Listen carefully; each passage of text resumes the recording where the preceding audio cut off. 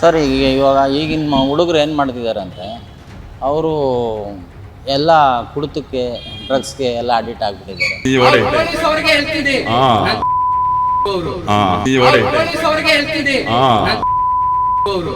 ಈ ಪೊಲೀಸ್ ಅವ್ರಿಗೆಲ್ಲ ಕೆಟ್ಟದಾಗ ಬೈದು ಅವ್ರನ್ನ.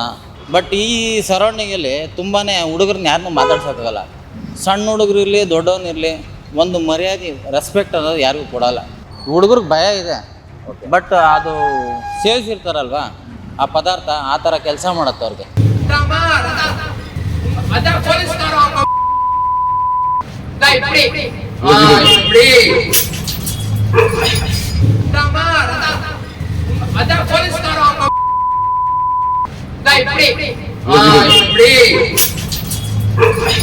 ಗ್ಲಾಸ್ ಎಲ್ಲ ಹೊಡೆದಾಕಿದ್ರು ಬಂದು ಹುಡುಗರು, ಅವ್ರಿಗೆ ಭಯ ಅನ್ನೋದು ಇದ್ದೇ ಇರುತ್ತೆ. ನಾಳೆ ದಿವಸ ಇನ್ನೇನು ಮಾಡ್ತಾರೆ ಅವ್ರ ತಾನೇ ಏನು ಮಾಡ್ತಾರೆ, ಭಯ ಬಂದಿದೆ ಅವ್ರಿಗೆ, ಬಾಗಿಲು ಮುಚ್ಚಿದ್ದಾರೆ. ಇದ್ರ ಬಗ್ಗೆ ನಿಜವಾಗ್ಲೂ ಹೇಳ್ತೀನಿ, ಒಂದು ಕ್ರಮ ಅನ್ನೋದು ತಗೊಬೇಕು. ಈ ಥರ ಸಲೀಸಾಗೆ ಮೇಲೆ ಬರಬೇಕು ಅಂದ್ಕೊಂಡ್ಬಿಟ್ಟಿದ್ದಾರೆ. ಅಂದರೆ ಇದರಿಂದ ಮೇಲೆ ಬರಲ್ಲ, ಅವರು ಒಳಗಡೆ ಹೋಗ್ತಾರೆ.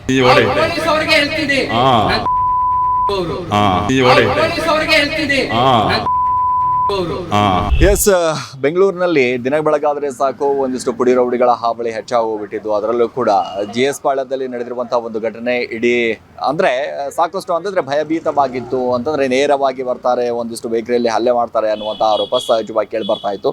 ಸೊ ಸ್ಥಳೀಯರನ್ನ ಮಾತಾಡಿಸ್ತಾ ಹೋಗೋಣ, ಏನಾಯ್ತು, ಏನು ಘಟನೆ.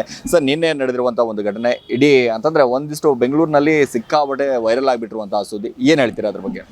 ಸರ್ ಇವಾಗ ಈಗಿನ ಹುಡುಗರು ಏನು ಮಾಡ್ತಿದ್ದಾರೆ ಅಂದರೆ ಅವರು ಎಲ್ಲ ಕುಡಿತಕ್ಕೆ ಡ್ರಗ್ಸ್ಗೆ ಎಲ್ಲ ಅಡಿಕ್ಟ್ ಆಗಿಬಿಟ್ಟಿದ್ದಾರೆ. ಆಮೇಲೆ ಇನ್ನೊಂದು ಏನಂದರೆ ಇಲ್ಲಿ ಬಂದು ಅದೇ ಅವ್ರ ಹತ್ರ ದುಡ್ಡಿರಲ್ಲ, ದುಡ್ಡು ಇಲ್ಲದೆ ಹೋದ್ರೂ ಇವ್ರ ಹತ್ರ ಬೇಕ್ರಿಯವ್ರ ಹತ್ರ ಇದು ಮಾಡಿ ಅವ್ರಿಗೆ ತೊಂದರೆ ಕೊಟ್ಟು ಅವರು ಆದಂಥ ವಸ್ತುಗಳಿಗೆ ಹಾನಿ ಮಾಡಿ ಇವರು ತೊಂದರೆ ಕೊಡ್ತಿದ್ದಾರೆ ಜಾಸ್ತಿ. ಆಮೇಲೆ ಇನ್ನೊಂದು ಏನಂದರೆ ಅದೇ ಈ ಪೊಲೀಸವ್ರಿಗೆಲ್ಲ ಕೆಟ್ಟದಾಗ ಬೈದು ಅವ್ರನ್ನ. ಇವಾಗ ಪೊಲೀಸವ್ರು ಅಂದರೆ ಯಾರು? ನಮಗೆ ಅವರೇ ರಕ್ಷಣೆ ಮಾಡೋರು, ಇಲಾಖೆಯಿಂದ ಅವರೇ. ಅವ್ರು ಮಾಡ್ಬೇಕು ನಮಗೆ. ಬಟ್ ಅವ್ರನ್ನೇ ಒಂದು ಕೆಟ್ಟದಾಗ ಮಾತಾಡಿದಾಗ ಅವು ಯಾರು ಹತ್ರ ಅವರು ಹೋಗಬೇಕು, ಇಲ್ಲ ನಾವು ಯಾರ ಹತ್ರ ಹೋಗಬೇಕು ಅನ್ನೋ ಥರ ಆಗ್ಬಿಟ್ಟಿದೆ. ಬಟ್ ಇಲ್ಲಿ ಬಂದ್ಬಿಟ್ಟು ಈ ಸರ್ಕಲಲ್ಲಿ ತುಂಬ ನಡೀತಿದೆ. ಇದಕ್ಕೆ ಒಂದು ಫುಲ್ ಸ್ಟಾಪನ್ನು ಮಾಡಬೇಕಾಗತ್ತೆ. ಒಂದು ಸಹಾಯ ಅಂದ್ಕೊಳ್ಳಿ, ಇನ್ನೊಂದೊಂದು ರಿಕ್ವೆಸ್ಟ್ ಅಂದ್ಕೊಳ್ಳಿ. ಇವರೆಲ್ಲ ಒಂದು ನಮಗೆ ಒಂಥರ ಅದೇ ಸಹಾಯ ಮಾಡಿದ್ರೇ ಇಲ್ಲಿರೋರೆಲ್ಲ ಒಂದು 4 ಜನ ಆಗಲಿ ಓಡಾಡೋಕ್ಕೆ ಎಲ್ಲ ಅನುಕೂಲ ಆಗುತ್ತೆ. ಬಟ್ ಈ ಸರೌಂಡಿಂಗಲ್ಲಿ ತುಂಬಾ ಹುಡುಗರನ್ನ ಯಾರನ್ನೂ ಮಾತಾಡ್ಸೋಕ್ಕಾಗಲ್ಲ. ಸಣ್ಣ ಹುಡುಗರು ಇರಲಿ ದೊಡ್ಡವನಿರಲಿ ಒಂದು ಮರ್ಯಾದೆ ರೆಸ್ಪೆಕ್ಟ್ ಅನ್ನೋದು ಯಾರಿಗೂ ಕೊಡಲ್ಲ. ಏನೋ ಅಂದರೆ ಏನೋ ಅಂತಾರೆ ಇವಾಗೆಲ್ಲ, ಆ ಥರ ಆಗಿದೆ ಕಾಲ. ಬಟ್ ಇದಕ್ಕೆ ಒಂದು ಏನಾದರೂ ಒಂದು ಸೊಲ್ಯೂಷನ್ ಹುಡುಕ್ಲೇಬೇಕು ನಮ್ಮ ಪೊಲೀಸ್. ಈಗ ಪೊಲೀಸ್ ಅಧಿಕಾರಿಗಳಿಗೆ ನೇರವಾಗಿ ಈ ರೀತಿಯಾಗಿ ಬೈತಾರೆ, ಒಂದಿಷ್ಟು ಬಟ್ ಮಾಡಿ ತೋರಿಸ್ತಾರೆ ಅನ್ನುವಂಥದ್ದು. ಅದು ಅಂತಂದ್ರೆ ಯಾವುದೇ ರೀತಿಯಾಗಿ ಅವಾಚ್ಯ ಶಬ್ದಗಳಿಂದ ನಿಂದಿಸಿದ್ರು ಅನ್ನೋ ಆ ವಿಡಿಯೋ ನೋಡಿದಾಗ ನಮಗೂ ಅನ್ಸುತ್ತೆ, ಏನಪ್ಪ ಇವರು ಈ ರೀತಿ ಭಯನೇ ಇಲ್ವಾ ಪೊಲೀಸ್ ಅಧಿಕಾರಿಗಳು ಅಂತ ಹೇಳಿ. ಹೌದು ಸರ್, ಇಲ್ಲ ಅಂತ ಅಲ್ಲ, ಅವ್ರಿಗೆ ಭಯ ಇದೆ, ಹುಡುಗರಿಗೆ ಭಯ ಇದೆ. ಬಟ್ ಅದು ಸೇವಿಸಿರ್ತಾರಲ್ವ ಆ ಪದಾರ್ಥ ಆ ಥರ ಕೆಲಸ ಮಾಡುತ್ತೆ ಅವ್ರಿಗೆ. ಅದಕ್ಕೆ ಇಲ್ಲಿ ಕಟ್ಟುಬಸ್ತಾಗಿ ಅವರು ಜವಾಬ್ದಾರಿ ವಹಿಸ್ಕೊಂಡು ಇದು ಮಾಡಬೇಕಾಗತ್ತೆ ನಮ್ಮ ಪೊಲೀಸ್ ಇಲಾಖೆಯವರು. ಓಕೆ, ಈಗ ಪೊಲೀಸ್ ಇಲಾಖೆ ಪೊಲೀಸ್ ಅಧಿಕಾರಿಗಳು ರೌಂಡಿಂಗ್ ಆಗ್ತಾರಾ? ರೌಂಡಿಂಗ್ ತುಂಬ ಬರ್ತಾರೆ ಸರ್, ಬರ್ತಾರೆ. ಅವ್ರು ಇಲ್ದಿರೋ ಟೈಮು ಇದಾಗಿರೋದಷ್ಟೇ. ಅವರು ಬಂದು ಹೋಗೋವಾಗ ಇವಾಗ ಆಗುತ್ತೆ ಅಂತ ಇದ್ದರೆ ತಕ್ಷಣ ಆದರೆ ಅವ್ರು ಕ್ರಮ ತಗೊತಾರೆ. ಎಲ್ಲ ಆದಮೇಲೆ ಎಂಥವ್ರಿಗೂ ಆಗಲಿ ಇಂಟಿಮೇಷನ್ ಇರಲ್ಲ. ಇದು ವಿತೌಟ್ ಇಂಟಿಮೇಷನ್ ಆಗೋದಿದು. ಇದನ್ನು ಸಹಜವಾಗಿ ನಾವು ಅನಿಸ್ತೀವಿ. ಬಟ್ ಏನಂದರೆ ಇವಾಗ ಜಾಸ್ತಿ ಆಗ್ಬಿಟ್ಟಿದೆ. ಇವಾಗ ಹುಡುಗರು ಎಲ್ಲೆಲ್ಲಿ ಸೇರ್ತಾರೋ ಅಲ್ಲೊಂದು ಸ್ವಲ್ಪ ಕುಟ್ಮಸ್ ವಹಿಸ್ಬೇಕು ಇವರು, ಅಷ್ಟೇ, ಇನ್ನೇನಿಲ್ಲ. ಓಕೆ, ಈಗ ಬೇಕರಿ ಬಂದ್ ಆಗಿದೆ, ಕ್ಲೋಸ್ ಆಗಿದೆ, ಯಾವ ಕಾರಣಕ್ಕಾಗಿ ಅಂತಂದ್ರೆ ಗ್ಲಾಸ್ ಎಲ್ಲ ಹೊಡೆದಾಕಿದ್ರು ಬಂದು ಹುಡುಗರು, ಅವ್ರಿಗೆ ಭಯ ಅನ್ನೋದು ಇದ್ದೇ ಇರುತ್ತೆ. ನಾಳೆ ದಿವಸ ಇನ್ನೇನು ಮಾಡ್ತಾರೆ. ಇವಾಗ ಅವರು ದೇಶಾಂತರ ಬಂದಿದ್ದಾರೆ, ಅವರನ್ನು ರಾಜ್ಯ ಬಿಟ್ಟು ರಾಜ್ಯಕ್ಕೆ ಬಂದಿದ್ದಾರೆ. ಅವ್ರಿಗೆ ನಾವು ಏನಂತ ಇದು ಮಾಡಬೇಕು, ನಮ್ಮ ಹತ್ರ ದುಡ್ಡಿದ್ರೆ ತೊಗೊಬೇಕು, ಇಲ್ಲಾಂದರೆ ತೊಗೊಬೇಡ್ದು. ಇವಾಗ ಇಲ್ಲಪ್ಪ ನಾನು ಪರಿಚಯ ಚೆನ್ನಾಗಿದ್ದರೆ ಇವಾಗಿಲ್ಲ, ಈಗಿಲ್ಲ, ನಾನು ಸ್ವಲ್ಪ ಹೊತ್ತು ಬಿಟ್ಕೊಂಡು ಕೊಡ್ತೀನಿ, ನಾಳೆ ಕೊಡ್ತೀನಿ, ಏನೋ ಒಂದು ಪರಿಚಯ ಇದ್ದರೆ ಮಾಡ್ಬೋದು ಅವ್ರ ಹತ್ರ ನಾವು ವ್ಯಾಪಾರ. ಪರಿಚಯನೇ ಇಲ್ದಿರ ಇವ್ರು ನಾನು ಎತ್ಕೊಂಬಂದು ನಾನು ಗ್ಲಾಸ್ ಹೊಡಿತೀನಿ, ಅದು ಮಾಡ್ತೀನಿ, ಇದು ಮಾಡ್ತೀನಿ ಅಂದಾಗ ಅವ್ರ ತಾನೇ ಏನು ಮಾಡ್ತಾರೆ, ಭಯ ಬಂದಿದೆ ಅವ್ರಿಗೆ, ಬಾಗಿಲು ಮುಚ್ಚಿದ್ದಾರೆ. ಆಮೇಲೆ ಅವರು ಕಂಪ್ಲೇಂಟ್ ಕೊಟ್ಟಿದ್ದಾರೆ ಅವರು. ಓಕೆ, ಇಲ್ಲೇ ಸ್ಥಳೀಯರು ಅನ್ಸ್ಕೋತೀನಿ ನೀವು. ಸೊ ಎಷ್ಟು ವರ್ಷಗಳಿಂದ ಇದೇ ಬೇಕರಿ ನಡೆಸ್ತಾ ಇದ್ರು, ಏನು ಕತೆ ಅಂತ? ಒಂದು 4-5 ವರ್ಷದಿಂದ ನಡೆಸ್ತಾವ್ರು ಅವರು. ಅಂದರೆ ಇದು ಬಂದ್ಬಿಟ್ಟು ಬೇಕ್ರಿ ಬಂದ್ಬಿಟ್ಟು 4-5 ವರ್ಷದಿಂದ ನಡೀತಾನೆ ಇದೆ. ಓಕೆ. ಬಟ್ ಆದರೆ ಇದು ಕೈ ಮಾರ್ತಿದೆ. ಇವರು ಬರ್ತಾರೆ, ಸ್ವಲ್ಪ ಜನಕ್ಕೆ ವ್ಯಾಪಾರ ಆಗುತ್ತೆ, ಸ್ವಲ್ಪ ಜನಕ್ಕೆ ಆಗಲ್ಲ. ಅವ್ರೇನು ಮಾಡ್ತಾರೆ, ಸೇಲ್ ಮಾಡಿಬಿಟ್ಟು ಒಬ್ಬೊಬ್ಬರಿಗೆ ಸೇಲ್ ಮಾಡಿ ಹೋಗ್ತಿದ್ದಾರೆ. ಬಟ್ ಈ ಥರ ಒಂದು ಕೃತ್ಯ ಆದಾಗ ಯಾರಿಗೆ ತಾನೇ ಅವ್ರು ಹೇಳ್ಕೊತಾರೆ. ಓಕೆ. ಸೊ ಈ ಘಟನೆ ಫಸ್ಟ್ ಟೈಮ್ ಆಗಿದ್ದ ಅಥವಾ ಈ ಹಿಂದೆಯೂ ಕೂಡ ಈ ರೀತಿ ಆಗಿತ್ತಾ? ಸುಮಾರು ಸತಿ ಆಗಿದೆ ಬೇಕರಿಯಲ್ಲಿ ಆಗಿದೆ. ಇದ್ರ ಬಗ್ಗೆ ನಿಜವಾಗ್ಲೂ ಹೇಳ್ತೀನಿ, ಒಂದು ಕ್ರಮ ಅನ್ನೋದು ತಗೊಬೇಕು. ಯಾರೇ ಆಗಲಿ ತಗೊಂಡ್ರೆ ತುಂಬ ಒಳ್ಳೆಯದು. ನಮ್ಮ ಶಾಸಕರಿರಲಿ, ನಮ್ಮ ಏರಿಯಾ ಕೌನ್ಸಿಲರ್ ಆಗಿರಲಿ, ಪ್ರತಿಯೊಬ್ಬರಿಗೂ ಒಂದು ಮುಟ್ಲಿ ವಿಷಯ. ಯಾಕಂದರೆ ಅವರು ಒಂದು ಸ್ವಲ್ಪ ಹೇಳಿ ಬಂದೋಬಸ್ತ್ ಮಾಡಲಿ. ಹುಡುಗರು ಅನ್ನೋದು ಏನು ಅಂದರೆ, ಹುಡುಗರಿಗೆ ಜೀವನ ದೊಡ್ಡದು ಸರ್. ಅವ್ರಿಗೆ ಗೊತ್ತಿಲ್ಲ.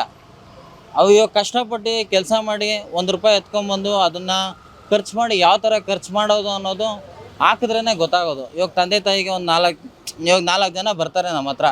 ಏನಕ್ಕೋಸ್ಕರ ಬರ್ತಾರೆ? ಒಳ್ಳೆ ಹುಡುಗ ಸಂಪಾದನೆ ಮಾಡ್ತಾನೆ. ಇವಾಗ ಮನೆ ಫ್ಯಾಮಿಲಿ ಬ್ಯಾಕ್ಗ್ರೌಂಡು ಚೆನ್ನಾಗಿದೆಯೋ ಚೆನ್ನಾಗಿಲ್ವೋ ಅವ್ರ ಮನೆ ಕಷ್ಟ ಅವರೇ ಇದು ಮಾಡಬೇಕು. ಬಟ್ ಇವಾಗಿನ ಹುಡುಗರು ಆ ಥರ ಮಾಡ್ತಾ ಇಲ್ಲ. ಕಷ್ಟಪಡೋದು ಬೇಡ, ಈ ಥರ ಸಲೀಸಾಗೆ ಮೇಲೆ ಬರಬೇಕು ಅಂದ್ಕೊಂಡ್ಬಿಟ್ಟಿದ್ದಾರೆ. ಅಂದರೆ ಇದರಿಂದ ಮೇಲೆ ಬರಲ್ಲ, ಅವರು ಒಳಗಡೆ ಹೋಗ್ತಾರೆ. ಅಂದರೆ ಈ ಕೆಲವೊಂದಿಟ್ಟು ಏರಿಯಾಗಳಲ್ಲಿ ನೋಡಿದಂಥ ಸಂದರ್ಭದಲ್ಲಿ ನಮಗೆ ಅನಿಸುತ್ತೆ, ಈ ಪಿಕ್ ಪ್ಯಾಕೆಟ್ ಆಗಿರ್ಬೋದು, ಡ್ರಗ್ಸ್ ಸಪ್ಲೈಗಳಾಗಿರ್ಬೋದು, ಈ ರೀತಿ ಆದಂಥ ಘಟನೆಗಳಾದಾಗ ಯುವ ಜನತೆ ಯಾವ ರೀತಿಯಾಗಿ ಸಂದೇಶವನ್ನು ಕೊಡೋಕೆ ಹೋಗ್ತಾ ಇದ್ದಾರೆ ಅಂತ ಇಲ್ಲಿ ಸರ್. ಯುವ ಜನ ಬಂದ್ಬಿಟ್ಟು ನಾನು ಹೇಳ್ತೀನಿ ಕೇಳಿ, ಅದು ಪ್ರತಿಯೊಬ್ಬರಿಗೂ ವಿಷಯ ಗೊತ್ತಿದೆ. ಯಾಕಂದರೆ ಇವಾಗ ಡ್ರಗ್ಸ್ ಅನ್ನೋದು ಯಾವ ಥರ ಸಪ್ಲೈ ಆಗುತ್ತೆ ಅಂದ್ಬಿಟ್ಟು ಇವಾಗ ಕಂಟೈನರ್ ಸಮೇತ ಬರ್ತವೆ. ಅವು ಎಲ್ಲರೂ ಡಿಸ್ಪ್ಯಾಚ್ ಮಾಡಿದಾಗ ಯಾರಿಗೂ ಗೊತ್ತಾಗಲ್ಲ. ಅದು ಯಾವ ಥರ ಯೂಸ್ ಮಾಡ್ತಾರೆ ನೆಟ್ವರ್ಕು, ಅದನ್ನು ಡಿಸ್ಪ್ಯಾಚ್ ಮಾಡೋಕ್ಕೆ ಅನ್ನೋದು ಯಾರಿಗೂ ಗೊತ್ತಾಗ್ತಾ ಇಲ್ಲ. ಪೊಲೀಸರು ಇರಲಿ, ಇವರು ಕಸ್ಟಮ್ಸ್ ಆಫೀಸರ್ ಇರಲಿ, ಇಲಾಖೆಗೆ ಪ್ರತಿಯೊಬ್ಬರಿಗೂ ಏನು ಅಂತ ಗೊತ್ತಾಗ್ತಾ ಇಲ್ಲ ಅದ್ರ ಬಗ್ಗೆ. ಇವ್ರು ಬಂದ್ಬಿಟ್ಟು ನಮ್ಮ ಸರೌಂಡಿಂಗಲ್ಲಿ ಮಾತ್ರ ಗಾಂಜಾ ವ್ಯಾಪಾರ ಅಂತೂ ನಡೀತಿದೆ ಸರ್. ಗಾಂಜಾ ವ್ಯಾಪಾರ ನಡೀತಿದೆ, ಹುಡುಗಿರ ವ್ಯಾಪಾರ ನಡೀತಿದೆ, ಎಲ್ಲ ನಡೀತಿದೆ. ಇದ್ರ ಬಗ್ಗೆ ಇವಾಗ ನಾನು ಹೇಳ್ತೀನಿ ನಿಮಗೆ, ಡೀಟೇಲಾಗಿ ಹೇಳ್ಬಿಡ್ತೀನಿ. ಇವಾಗ ಮೊಬೈಲ್ ಆ್ಯಪ್ ಇರುತ್ತೆ, ಒಂದು ಕಾಲ್ ಗರ್ಲ್ಸ್ ಅಂತ ಟೈಪ್ ಮಾಡಿದ್ರೆ ಸಾಕು, ಮೊಬೈಲಲ್ಲಿ ನಮ್ಗೇನು ಬೇಡ ಎಲ್ಲ ತೋರಿಸುತ್ತೆ. ಆ ಥರ ಒಂದು ಈ ಆ್ಯಪ್ಗಳೆಲ್ಲ ಬ್ಯಾನ್ ಮಾಡ್ಬೇಕು ಸರ್. ಮೊದಲು ಈ ಆ್ಯಪ್ಗಳಿಂದನೇ ಎಲ್ಲ ಆಗ್ತಾ ಇರೋದು. ನಿಜವಲ್ಲ ಸರ್. ಇದು ಆ್ಯಪ್ ಯಾವಾಗ ಬ್ಯಾನ್ ಮಾಡ್ತಾರೋ, ಇವಾಗ ನಮ್ಗೆ ನೆಟ್ವರ್ಕ್ ಬೇಕು ಅಂದಾಗ ನಾವು ಇವಾಗ ಗೂಗಲ್ ಮಾಡಿದಾಗ ಎಲ್ಲ ತೋರಿಸ್ಬಿಡುತ್ತೆ. ಇದೊಂದು ಬ್ಯಾನ್ ಮಾಡ್ಬೇಕು ಸರ್, ನಿಜವಲ್ಲ ಹೇಳ್ತೀನಿ. ಯಾಕಂದರೆ ಸಣ್ಣವ್ರು ಇರಲಿ ದೊಡ್ಡವ್ರು ಇರಲಿ ಏನು ಬೇಕಾದ್ರೂ ನೋಡ್ಬೋದು ಅದರಲ್ಲಿ. ಆ ವಿಷಯ ಒಂದು ಇದು ಮಾಡ್ಬೇಕು ಸರ್, ಮನವಿ ಮಾಡ್ತೀನಿ ನಾನು. ಓಕೆ. ಈ ಘಟನೆ ಆದ ನಂತರ ಈಗ ಪೊಲೀಸ್ ಅಧಿಕಾರಿಗಳಾಗಿರ್ಬೋದು ಯಾರಾದರೂ ಬಂದು ಭೇಟಿ ಕೊಟ್ಟಿದ್ದಾರಾ, ಏನಾದರೂ ಹೇಳಿದ್ದಾರಾ? ಸಾಯಂಕಾಲ ಬಂದವರು ಸರ್ ಪೊಲೀಸವರು, ನಿನ್ನೆ ಸಾಯಂಕಾಲ ಬಂದವರು. ಆಮೇಲೆ ನಾನು ನೋಡಲಿಲ್ಲ. ಓಕೆ. ಬೆಳಗ್ಗೆ ಬಂದು ಹೋಗಿದ್ದಾರೆ ಅವರು. ಆಮೇಲೆ ಇವರು ಬೇಕರಿಯವರು ಅಂತೂ ಬಾಗಿಲು ತೆಗ್ದಿಲ್ಲ. ಅವರು ಭಯ ಬಂದಿದ್ದಾರೆ, ಮಾಹಿತಿ ಪಡ್ಕೊಂಡು ಹೋಗಿದ್ದಾರೆ ಸರ್ ಅವರು. ಆಮೇಲೆ ಈ ಹುಡುಗರು ಸಿಕ್ಕಿದಾರೋ ಇಲ್ವಾ ಗೊತ್ತಿಲ್ಲ ನನಗೆ. ಓಕೆ. ಈ ರೀತಿ ಆದಂಥ ಘಟನೆ ಆದಂಥ ಸಂದರ್ಭದಲ್ಲಿ ಕೊನೆಯದಾಗಿ ಏನು ಹೇಳಕ್ಕೆ ಬಯಸ್ತೀರಾ? ಸೊ ಈ ಏರಿಯಾದಲ್ಲಿ ಆಗಿರ್ಬೋದು, ಈ ಏರಿಯಾದ ಯುವಕರಿಗೆ ಆಗಿರ್ಬೋದು, ಒಂದಿಟ್ಟು ಶಾಸಕರಿಗೆ ಆಗಿರ್ಬೋದು, ಈ ಭಾಗದ ಜನರಿಗೆ ಆಗಿರ್ಬೋದು, ಯಾವ ರೀತಿಯಾಗಿ ಸಲಹೆ ಕೊಡ್ತೀರಾ ಅಂತ ನೀವು? ನಾನು ಸಲಹೆ ಕೊಡೋದು ಇಷ್ಟೇ, ಜೀವನ ದೊಡ್ಡದು. ಅದು ಕಷ್ಟವಾಗಲೇ ಬರಲಿ ಪರವಾಗಿಲ್ಲ, ಕಷ್ಟದಿಂದನೇ ಮೇಲೆ ಬರಬೇಕು ಅವರು. ಈ ಥರ ಒಂದು ಅನ್ಯಾಯ ಮಾಡಿ ಮೇಲೆ ಬರೋದು ಬೇಡ. ಯಾಕಂದರೆ ಅನ್ಯಾಯ ಮಾಡೋಕ್ಕೆ ಹೋದರೆ ಕಠಿಣ ಕ್ರಮ ತಗೊತಾರೆ.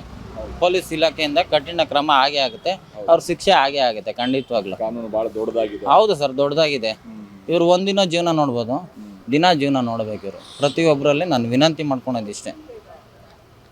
Thank you sir. Okay sir, thank you. Yes, ನೋಡಿದ್ರಲ್ಲ, ಸ್ಥಳೀಯರಾಗಿರುವಂಥವ್ರು ಮಾತಾಡ್ತಾ ಇದ್ರು, ಸಾಕಷ್ಟು ಸಮಸ್ಯೆಗಳಾಗ್ತಾ ಇದೆ ನೋಡಿ. ಈ ರೀತಿ ಆದಂಥ ಘಟನೆಗಳಾದಂಥ ಸಂದರ್ಭದಲ್ಲಿ ಯುವಕರಿಗೆ ಒಂದು ಮೆಸೇಜು, ಅದರ ಜೊತೆಗೆ ಪೊಲೀಸ್ ಇಲಾಖೆಯು ಕೂಡ ಒಂದಿಷ್ಟು ಕಠಿಣ ಕಾನೂನು ಕ್ರಮವನ್ನು ಕೈಗೊಳ್ಳಬೇಕು ಅನ್ನುವಂಥ ಮಾಹಿತಿಯನ್ನು ಕೊಡ್ತಾ ಇದ್ರು. ಕ್ಯಾಮರಾ ಪರ್ಸನ್ ನಾಗೇಶ್ ಜೊತೆ ನಾನು ಸಿರಾಜ್ ವಾಲಿಕಾರ್, ಸ್ಪೀಡ್ ನ್ಯೂಸ್ ಕನ್ನಡ, ಬೆಂಗಳೂರು. ಹೆಚ್ಚಿನ ಸುದ್ದಿಗಳಿಗಾಗಿ ನಮ್ಮ ಚಾನೆಲ್ನ ಸಬ್ಸ್ಕ್ರೈಬ್ ಮಾಡಿ.